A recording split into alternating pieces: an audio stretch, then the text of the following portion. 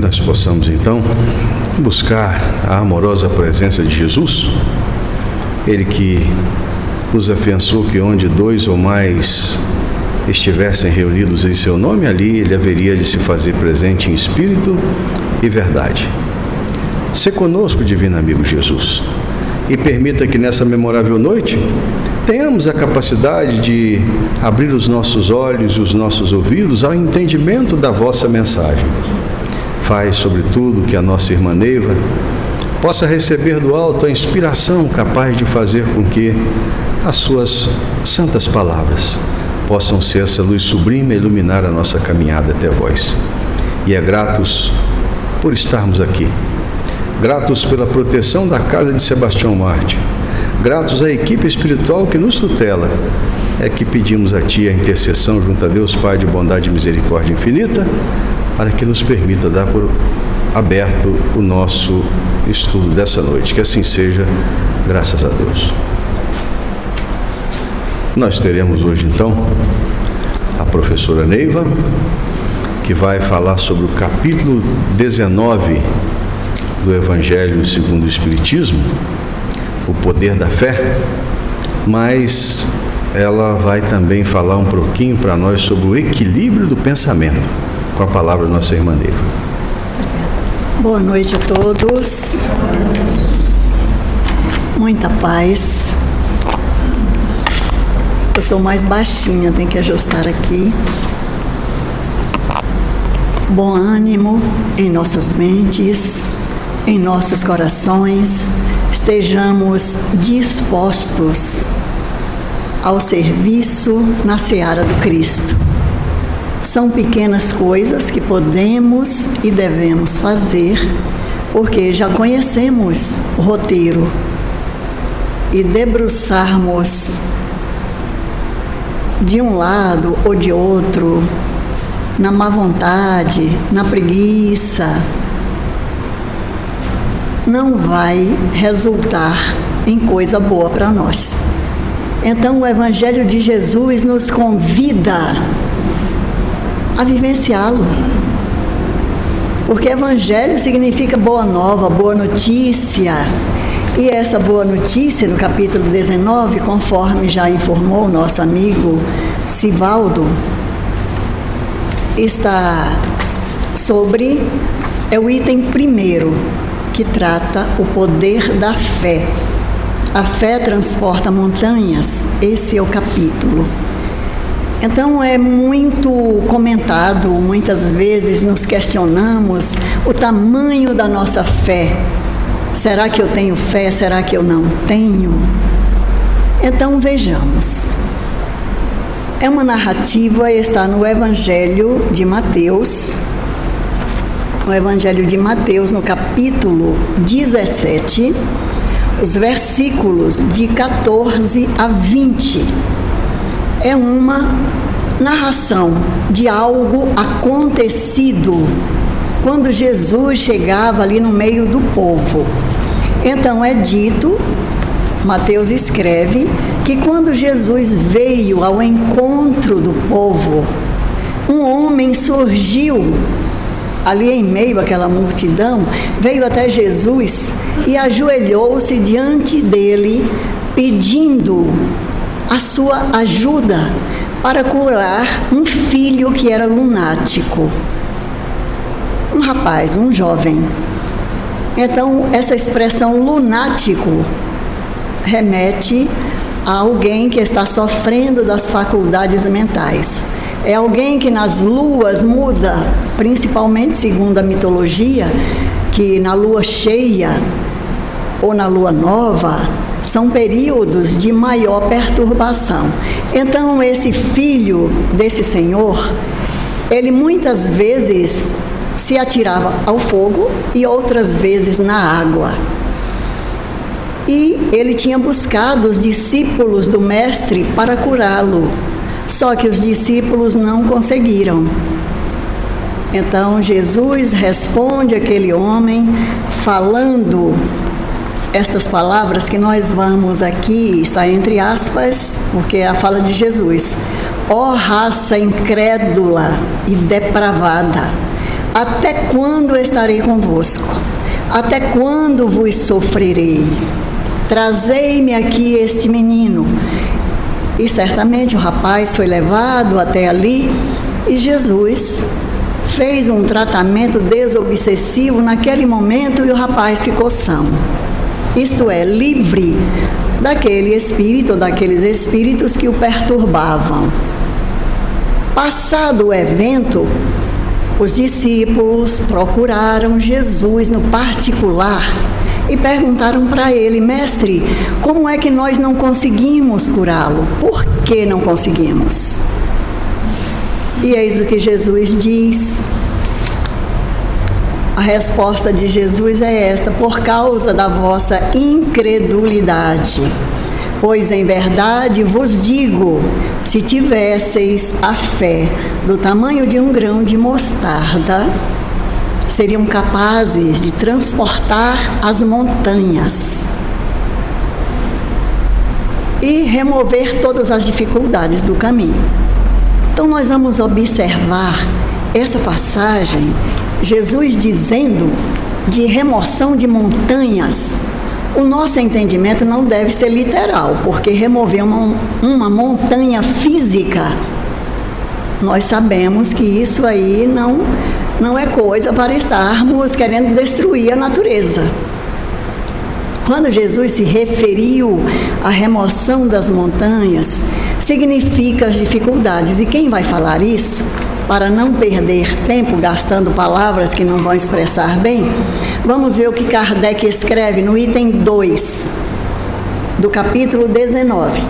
No sentido próprio, é certo que a confiança em si mesmo torna o ser humano capaz de executar coisas materiais que não conseguiria se duvidasse de si.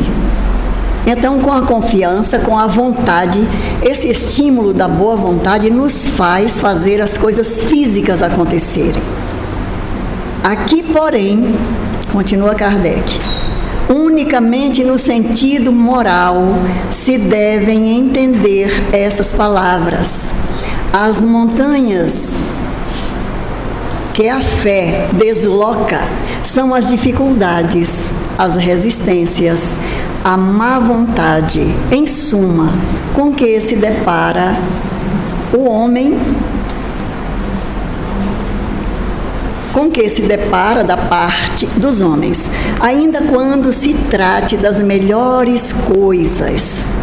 Observemos alguém que realizar um trabalho que vai beneficiar uma comunidade inteira.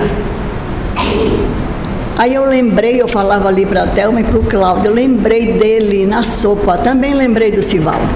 Lembro dos trabalhos da casa como um todo, que é o mais próximo de nós. Lembramos de outros profissionais que estão no exercício do trabalho para favorecer uma comunidade de pessoas carentes, de pessoas fragilizadas. E essas pessoas vão em busca dos recursos, mas existe muita resistência. Alguém, para que isso? Mas a sopa não vai matar a fome, come um dia, no outro dia está sem nada. Gente, a gente não quer matar a fome do planeta naquele dia. Quem está com fome encontra algo para saciar a fome, já está valendo a pena. E por aí vai. Então nós lembramos aqui dos trabalhos que são feitos. Os preconceitos da rotina, o interesse material, o egoísmo, a cegueira do fanatismo e as paixões orgulhosas são outras tantas montanhas que barram o caminho a quem trabalha pelo progresso da humanidade. E o progresso da humanidade começa a partir do nosso próprio progresso, meus irmãos. Não é preciso a gente fazer um trabalho para 1000 pessoas. Vamos nos trabalhar e assim estaremos ajudando no progresso da humanidade. Fazendo um trabalho da sopa, fazendo um trabalho que a casa tem a oferecer, porque um centro espírita também é uma oficina de trabalho, além de ser um grande educandário, melhor dizendo, na palavra mais moderna, a escola. É uma escola onde nós aprendemos a arte da convivência em fraternidade.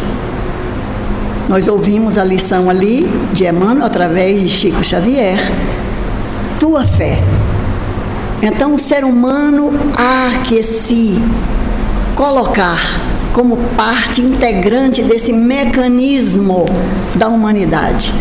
Então, qualquer trabalho que façamos em prol da nossa evolução, porque não evoluímos sozinhos, temos sempre pessoas para nos ajudar. Kardec continua explicando o poder da fé. A fé robusta dá a perseverança, a energia e os recursos que fazem se vençam os obstáculos, assim nas pequenas tarefas como nas grandes. Da fé vacilante resultam a incerteza e a hesitação de que se aproveitam os adversários que se tem de combater. Essa fé não procura os meios de vencer, porque não acredita que possa vencer. Então é bastante inteligente, objetivo e simples de entendimento o que significa a fé que transporta montanhas. É essa fé que nós vamos trabalhando em nós mesmos. Como é que a gente chega numa fé robusta? Trabalhando a nossa fé que ainda é vacilante. Vamos indo dia a dia, semana após semana, mês a mês, ano a ano, e quem sabe no final de uma existência terrena, já com o rosto sulcado de rugas como um velho pergaminho, possamos estar mais evoluídos, entre aspas, um pouquinho mais, digamos, melhorados. E não piores, porque se nós ficarmos na inércia, aí a coisa não é boa, vai dar ruim. Então o poder da fé é essa persistência, essa perseverança no que é correto. Os discípulos de Jesus, nos primeiros dias, ainda com a presença dele, demonstraram uma fé vacilante. Por que não podemos curar aquele menino? Por que não podemos expulsar aquele espírito que estava atormentando a vida daquele jovem? Pela descrença,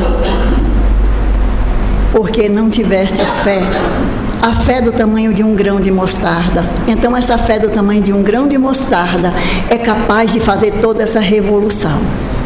Então os discípulos no início não tiveram essa fé, porém, depois do sacrifício de Jesus, depois da sua vitória, através da ressurreição, todos eles, passada aquela fase de medo, aquela fase de se esconderem, quando eles, de fato, quando Jesus lhes aparece, pedindo inclusive a Tiago, ou melhor dizendo, a Tomé, que tocasse na chaga, porque ele não acreditava que Jesus havia ressuscitado dentre os mortos, ele então pôde oferecer para os seus discípulos a força necessária para que eles pudessem acionar a fé dentro de si mesmos. A tua fé te salvou, disse Jesus muitas vezes para aquelas pessoas enfermas que o buscavam. A tua fé te curou. E depois, ao final, nós vamos ver que todos os apóstolos deram grandes testemunhos de fé. Observemos os discípulos, aqueles que conviveram com Jesus, no início, com ele ao lado, ainda tinha uma fé vacilante. Nós outros vemos pessoas que não têm religião, mas têm uma fé, grão de mostarda, que vencem as barreiras.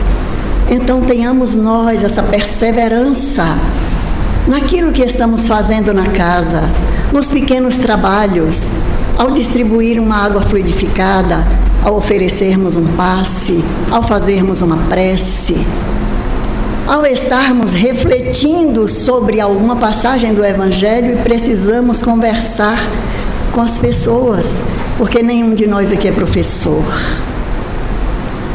Generosamente, o nosso amigo Sivaldo nos lembra da nossa profissão, professora. Lá na sala de aula, com outras matérias, uma outra situação. No Evangelho do Cristo, na seara do Cristo, o mestre é Ele, Jesus. É Ele o guia, é Ele o modelo. E é nele que devemos buscar fortalecer a nossa fé vacilante. E onde é que nós podemos testar essa fé? Em nós mesmos. E onde está a fé? Como eu faço para encontrar a fé? É aqui, é o pensamento. Nós pensamos num momento uma coisa que parecia difícil, agora está mais fácil. Que maravilha, meu Deus, agora eu sei o caminho e eu começo a andar retamente, começo a me empolgar naquele trabalho. Basta alguém dizer alguma coisa, aí a gente vai lá para baixo, nosso pensamento baixa, a nossa vibração simplesmente também decai e fazemos sintonia com o quê? Com as sombras, com o medo, com o desânimo, com a desilusão. Então nós ficamos oscilantes. Qual é a linha do equilíbrio, meus irmãos? Observemos, estamos aqui pisando no solo, em terra firme. Então, onde os nossos pés, que recebem todo o peso do nosso corpo físico, estão aqui, garantindo a nossa possibilidade, mercê da misericórdia do Pai, de estarmos aqui eretos, caminhando. Então, aqui o equilíbrio.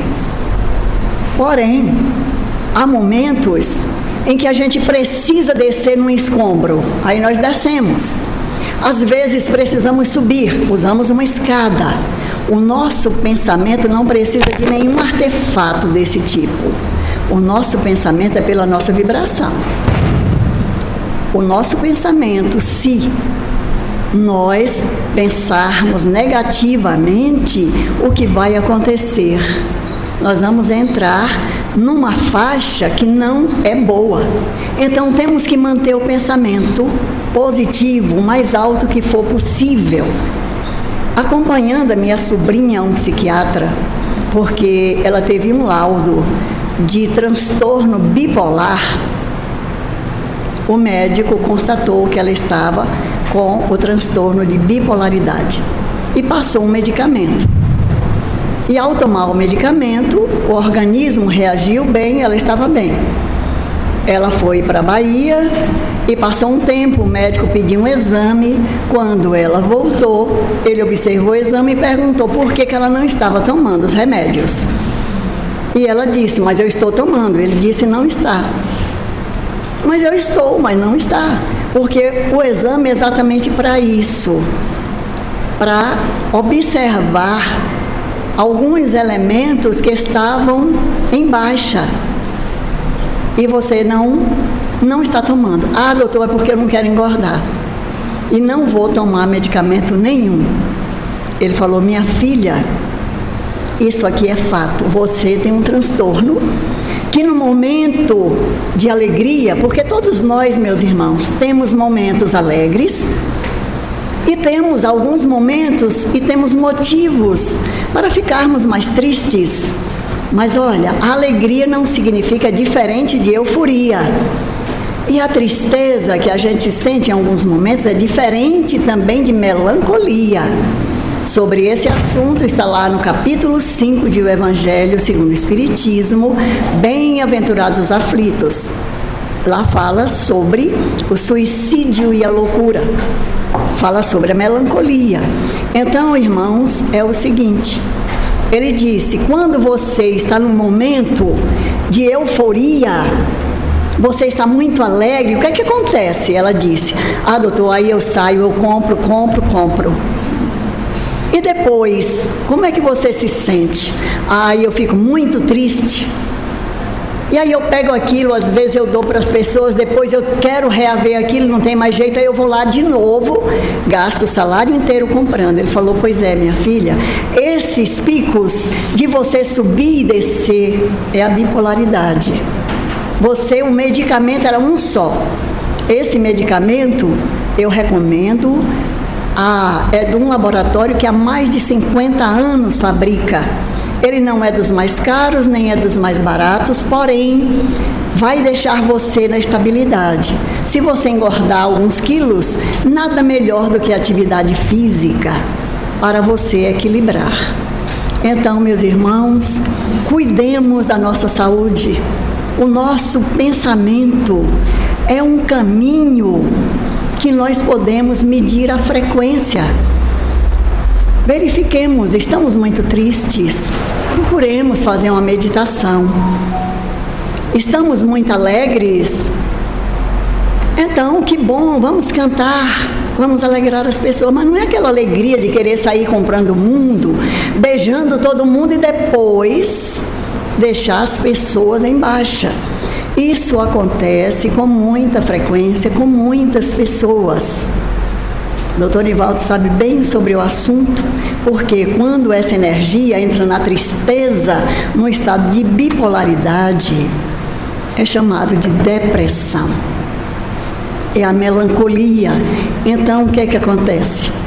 É preciso um medicamento mesmo, um acompanhamento psiquiátrico ou neurológico, ou os dois juntos, para remediar a situação.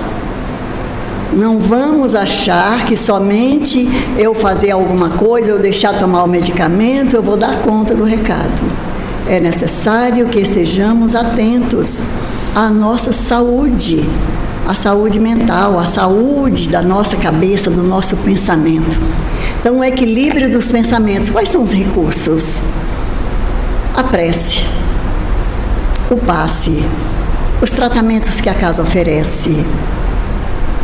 O equilíbrio dos pensamentos, onde encontramos numa boa música, na atividade física, na meditação, que é uma prece um pouco mais prolongada, nas reflexões, no domínio, no controle das nossas emoções. Porque muitas vezes nós dizemos, eu sou aquela pessoa que fala a verdade, toda a verdade. O que é isso? Uma vez estávamos aqui numa reunião, eu não sei se era uma reunião de estudos, aqui foi ali saindo da pandemia, eu acredito que foi o Sivaldo que buscou uma recomendação, sobre a questão da verdade. E aí o que é que o Chico Xavier dizia sobre a verdade?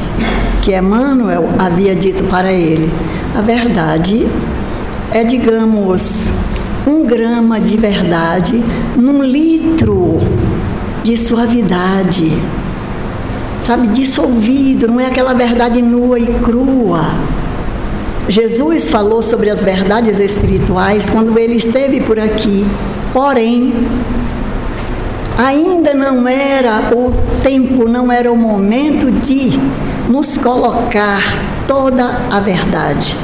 Por isso ele aguardou, e no século XIX, os espíritos, numa pleiade chamada Espírito Verdade, veio trazer essas notícias para nós.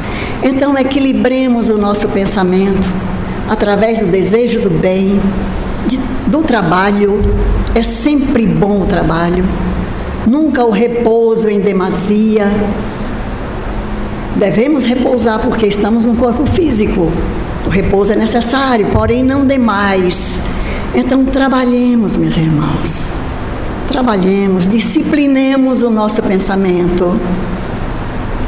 Não vamos dar sugestões à toa, aquelas que a gente não quer fazer e pede para os outros.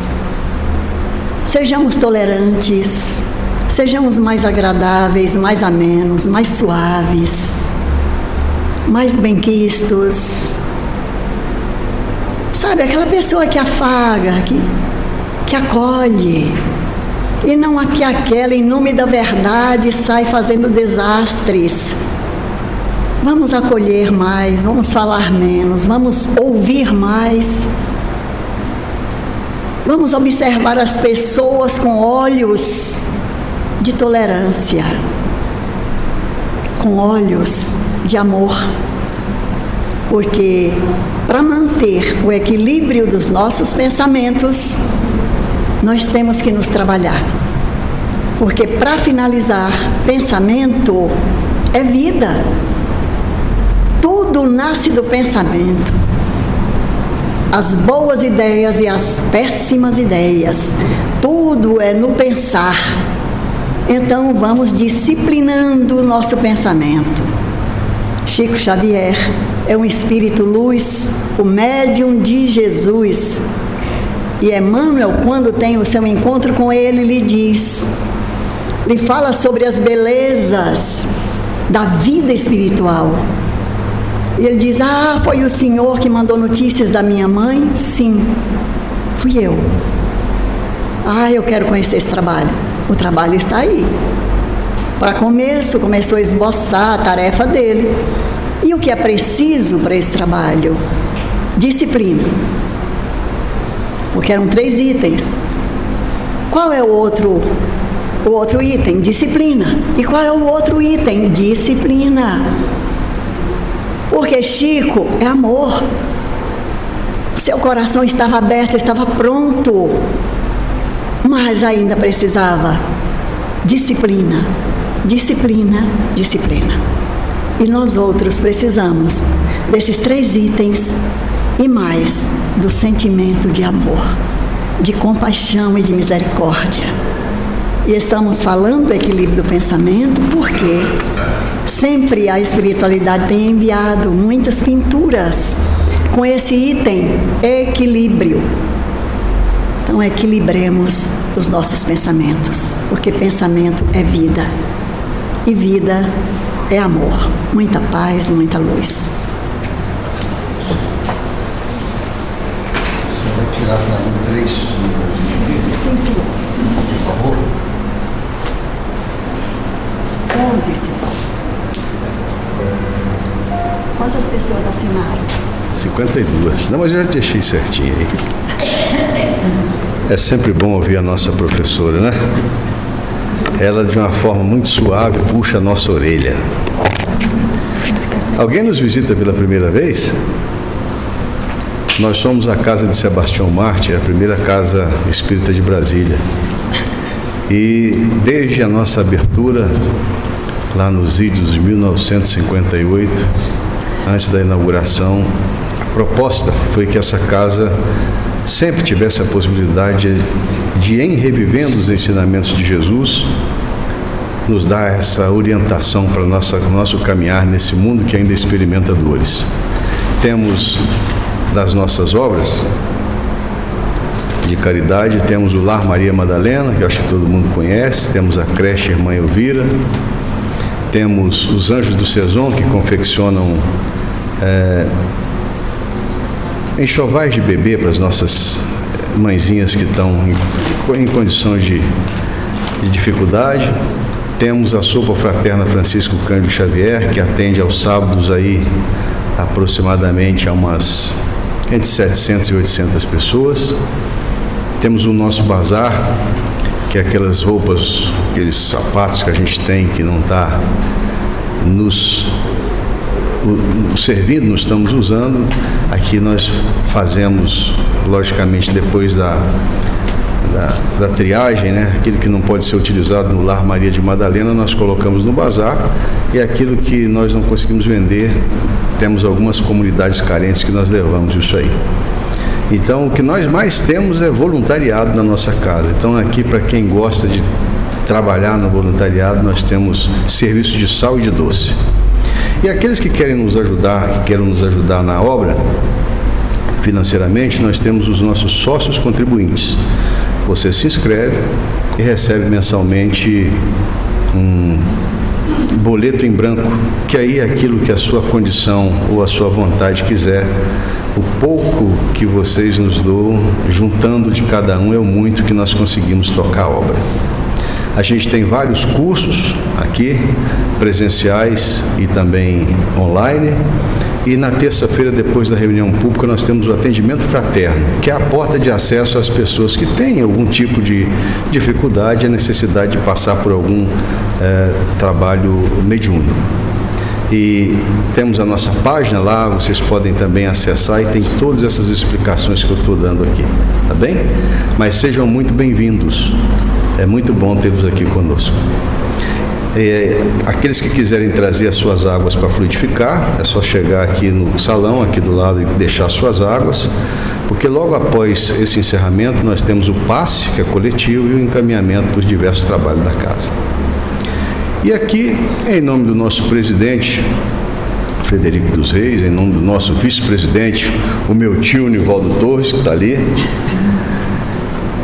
em nome dos nossos diretores aqui presentes, em nome do casal Thelma e o professor Cláudio ali, representando os voluntários lá da Sopa Fraterna Francisco Cândido Xavier, nós teremos no próximo sábado, no dia 7, em que o nosso querido Lar Maria Madalena faz 46 anos, às 14 horas, já preparamos aquele bolo com refrigerante, com tudo, para a gente comemorar o retorno dos trabalhos do espaço, que hoje nós mudamos o nome para Salão de Múltiplas Funções, mas é o reerguimento da Casa da Sopa.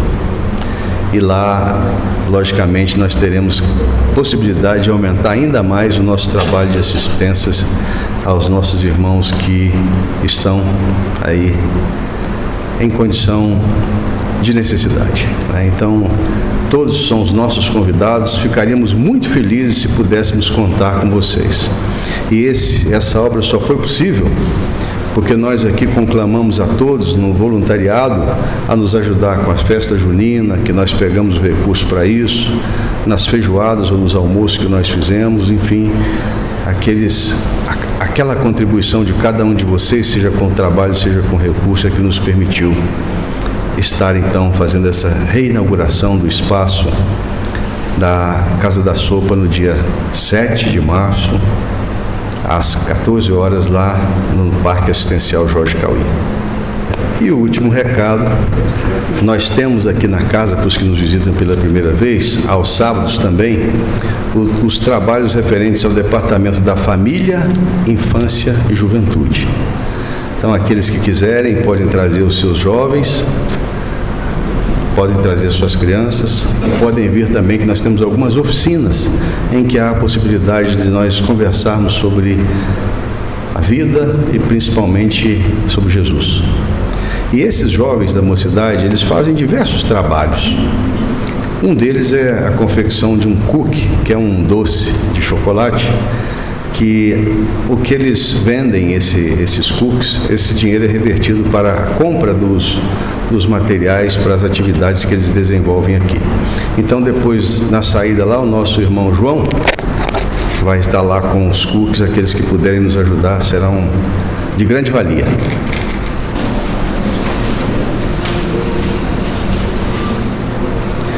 Essa é a hora que nós convidamos a todos que vieram aqui nessa memorável noite para apresentar ao Divino Amigo Jesus aquilo que tem sido o motivo das suas tribulações, dos seus sofrimentos, das suas dores. Mestre Jesus, vós que nos dissestes que quando estivéssemos sobrecarregados, que pudéssemos ir até Ti. E é nesse momento que cada um de nós apresentamos aquilo que tem sido motivo das nossas tribulações e dos nossos sofrimentos. Permita, Mestre amado, que os vossos propósitos, sondando os nossos corações e os nossos pensamentos, nos deem a orientação, a intuição, e que os medianeiros de boa vontade que vão colocar suas mãos sobre as nossas cabeças sejam os portadores das bênçãos vindas dos hospitais do espaço, dos laboratórios siderais e da nossa Mãe Natureza, para curar o nosso corpo físico e o nosso corpo espiritual. E é gratos por essa noite, que pedimos que a sua paz, a sua luz seja com todos nós e com toda a humanidade. Em seu nome, em nome dos espíritos amigos dessa casa de Sebastião Mártir, e sobretudo em nome de Deus, que nós pedimos a permissão para darmos por encerrado a primeira parte do nosso encontro essa noite. Que assim seja, graças a Deus.